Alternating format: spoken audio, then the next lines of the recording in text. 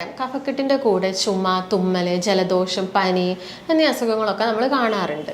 അപ്പോൾ ഈ ചുമ കൂടുതലായിട്ടും രാത്രി സമയങ്ങളിലായിരിക്കും. അത് അവരുടെ ഉറക്കം നഷ്ടപ്പെടുത്തുകയും പിറ്റേ ദിവസം അവർക്കൊരു ക്ഷീണം ഉണ്ടാവുകയൊക്കെ ചെയ്യുന്നു.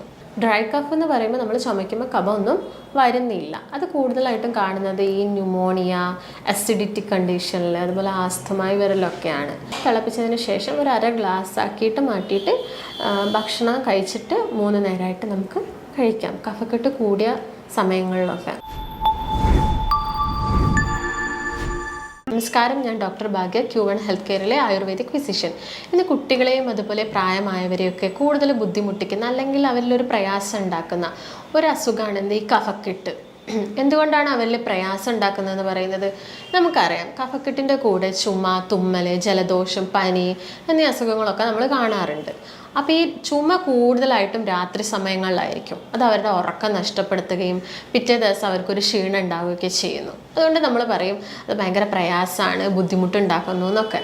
ഇനി എന്തൊക്കെ കാരണങ്ങൾ കൊണ്ടാണ് ഈ കഫക്കെട്ട് ഉണ്ടാകുന്നതെന്ന് നമുക്ക് നോക്കാം. ആദ്യത്തെ കാരണം അലർജിയാണ്. നമുക്കറിയാം ചില കുട്ടികൾക്കും വലിയവർക്കൊക്കെ ചില ഭക്ഷണ സാധനങ്ങളോട്, അതായത് പാലുൽപ്പന്നങ്ങൾ, മുട്ട, അവയോടൊക്കെ അലർജി ഉണ്ടാവാറുണ്ട്. അതുപോലെ ഡസ്റ്റ് അലർജി കാണാം, പൊള്ളൻ അലർജി കാണാം.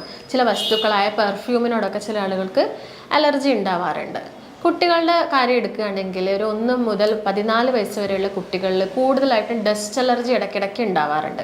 അതിനുള്ള കാരണം അവരുടെ മൂക്കിലെ ട്യൂബിൻ്റെ കംപ്ലീറ്റ് ഡെവലപ്മെൻറ്റ് നടക്കാത്തത് കൊണ്ടാണ്. അതുകൊണ്ട് കൂടുതലായിട്ടും പൊടിപടലങ്ങളൊക്കെ അടിഞ്ഞു കൂടിയിട്ട് ജലദോഷം, ചുമ, അതുപോലെ പിന്നീട് അത് കഫക്കെട്ടായിട്ടൊക്കെ മാറാറുണ്ട്. പിന്നെ വേറൊരു കാരണമാണ് ക്ലൈമറ്റ് ചേഞ്ച്. നമുക്കറിയാം സ്കൂൾ തുറക്കുന്ന സമയം എന്നൊക്കെ പറയുന്നത് കൂടുതലായിട്ടും ഒരു ജൂൺ, ജൂലൈ മാസമൊക്കെയാണ്. ഈ മാസത്ത് കൂടുതലായിട്ടും മഴ ഉണ്ടാവാറുണ്ട്. അപ്പോൾ പെട്ടെന്ന് വേനൽക്കാലത്ത് നിന്ന് മഴക്കാലത്തേക്ക് മാറുമ്പം അസുഖങ്ങൾ പിടിപെടാൻ ചാൻസ് കൂടുതലായിട്ടും കാണുന്നത് ജലദോഷം, ചുമ, കഫക്കെട്ട് ഇതൊക്കെയാണ്.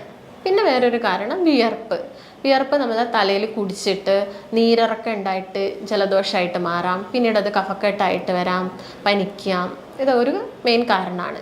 പിന്നെയുള്ളൊരു കാരണം എന്ന് പറയുന്നത് അസിഡിറ്റി. നമുക്ക് അസിഡിറ്റി മൂലം തൊണ്ടയിലും നെഞ്ചത്തൊക്കെ ചെറിയൊരു ഇറിറ്റേഷൻസ് ഒക്കെ വരാറുണ്ട്.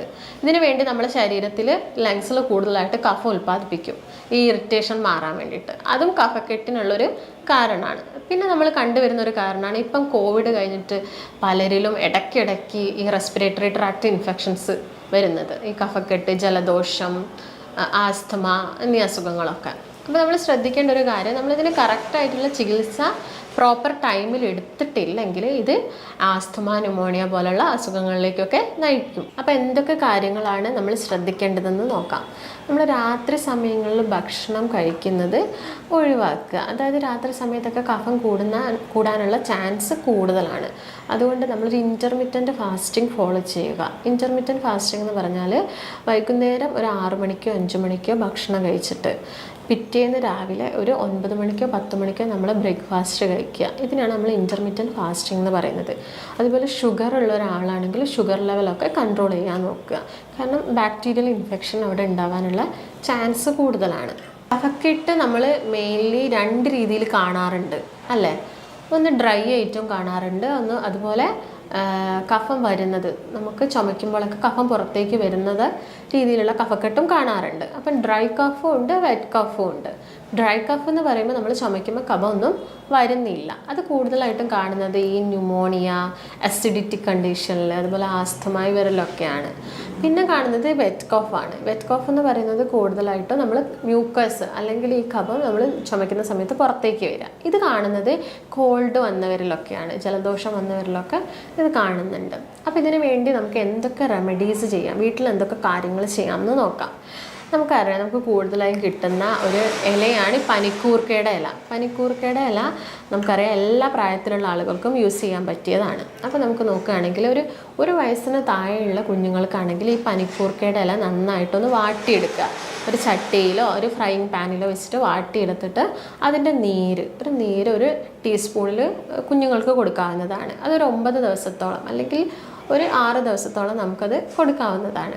അതുപോലെ 1 വയസ്സിന് മുകളിലുള്ള കുട്ടികൾക്ക്, അതൊരു 3 വയസ്സ് വരെയുള്ള കുട്ടികൾക്ക് ഈ പനിക്കൂർക്കയുടെ നീരെടുത്തിട്ട് കുറച്ച് തേനിൻ്റെ കൂടെ മിക്സ് ചെയ്തിട്ട് ഇങ്ങനെ ഒരു 9 ദിവസത്തോളം കൊടുക്കാവുന്നതാണ്. അതുപോലെ 3 വയസ്സിൻ്റെ മുകളിലുള്ള കുഞ്ഞുങ്ങളാണെങ്കിൽ പനിക്കൂർക്കയുടെ നീരിൻ്റെ കൂടെ മഞ്ഞൾ നമ്മൾ വീട്ടിലൊക്കെ പൊടിച്ച് ഉണക്കുന്ന മഞ്ഞൾപ്പൊടിയും മിക്സ് ചെയ്ത് കൊടുക്കാവുന്നതാണ്. പിന്നെ നമ്മൾ കൂടുതലായിട്ട് യൂസ് ചെയ്യുന്നതാണ് ഗ്രാമ്പു ഉണക്കി പൊടിച്ചിട്ട് തേനിൽ മിക്സ് ചെയ്തിട്ട് ഭക്ഷണത്തിന് ശേഷം 3 നേരമായിട്ട് നമുക്ക് കഴിക്കാൻ പറ്റും. പിന്നെ കുഞ്ഞു കുട്ടികളിലൊക്കെ ഈ കഫക്കെട്ടുള്ളവരിലൊക്കെ ഈ ഒരു മൂക്ക് ബ്ലോക്ക് ആയ പോലത്തെ ഒരു ഫീലിങ്സ് ഒക്കെ നമ്മൾ കാണാറുണ്ട്. ആ സമയത്ത് നമുക്ക് കരിഞ്ജീരകം ചെറിയൊരു കിഴി കെട്ടിയിട്ട് അവരുടെ മൂക്കിൻ്റെ അടുത്ത് പിടിച്ചു കൊടുക്കുകയും അതുപോലെ കിടക്കുന്ന സമയത്ത് ചെവീൻ്റെ പുറകിലായിട്ട് വെക്കുകയൊക്കെ ചെയ്യുന്നത് വളരെ നല്ലതാണ്. പിന്നെ നമുക്ക് ചെയ്യാൻ പറ്റിയൊരു കാര്യം എന്ന് പറയുന്നത് കഫക്കെട്ടിന് കൂടുതലായിട്ടും തണുത്ത ഭക്ഷണങ്ങളൊക്കെ ഒഴിവാക്കണം. അതുപോലെ മധുര പലഹാരങ്ങൾ കൂടുതലായിട്ട് കഴിക്കാതെ നിൽക്കുക. അതുപോലെ ഇഞ്ചി വെളുത്തുള്ളി, നമുക്ക് വീട്ടിൽ കിട്ടുന്ന ഇഞ്ചി വെളുത്തുള്ളി, കുരുമുളക്, തുളസിയുടെ ഇല, അതുപോലെ തിപ്പലി, ഇതൊക്കെ ചെറുതായിട്ട് ചതച്ചിട്ട് ഒരു 1.5 ഗ്ലാസ് വെള്ളത്തിൽ മിക്സ് ചെയ്തിട്ട് തിളപ്പിച്ചതിന് ശേഷം വേണമെങ്കിൽ നമുക്കൊരു ചെറിയ കഷ്ണം ശർക്കര ഇടാവുന്നതാണ്. തിളപ്പിച്ചതിന് ശേഷം ഒരു 1/2 ഗ്ലാസ് ആക്കിയിട്ട് മാറ്റിയിട്ട് ഭക്ഷണം കഴിച്ചിട്ട് 3 നേരമായിട്ട് നമുക്ക് കഴിക്കാം, കഫക്കെട്ട് കൂടിയ സമയങ്ങളിലൊക്കെ. അപ്പോൾ ഇത്രയും കാര്യങ്ങളൊക്കെ ശ്രദ്ധിക്കുകയാണെങ്കിൽ നമുക്ക് കഫക്കെട്ടിനെ ഒരു പരിധി വരെ തടയാൻ പറ്റും. അപ്പോൾ ഈ പറഞ്ഞ കാര്യങ്ങളൊക്കെ നമ്മൾ ശ്രദ്ധിക്കുകയാണെങ്കിൽ നമുക്ക് കഫക്കെട്ട് മൂലം ഉണ്ടാകുന്ന ബുദ്ധിമുട്ടുകളൊക്കെ കുറയ്ക്കാൻ സാധിക്കുന്നതാണ്. അപ്പോൾ നിങ്ങൾക്ക് എന്തെങ്കിലും സംശയങ്ങളോ അല്ലെങ്കിൽ എന്തെങ്കിലും എൻക്വയറീസോ ഉണ്ടെങ്കിൽ താഴെ കാണുന്ന നമ്പറിലേക്ക് ബന്ധപ്പെടാം. ഇനി പുതിയൊരു വീഡിയോ ആയിട്ട് നമുക്ക് വീണ്ടും കാണാം. നന്ദി.